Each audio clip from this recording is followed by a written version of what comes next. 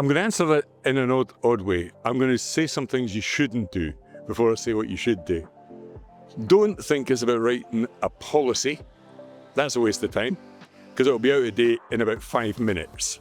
Don't get involved in AI frameworks. That's just a report writing task. Nobody will read it. That brings me to answering your question, which is, what do? You just use it. It's all about doing. And this is a really important thing in learning. Most people in educational institutions and schools and universities think learning is about reading, and all you do is read text, critique text, write text. Actually, the very opposite is true. When you leave those places, you find that you have to actually do stuff. And so this is essentially really important with AI. Actually, what you should be doing is sitting down and pushing yourself and using the model. Regard it as a challenge.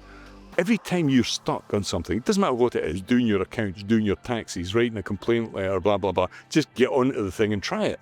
I think we're getting to a level where, the answer to that question is do it, just do it.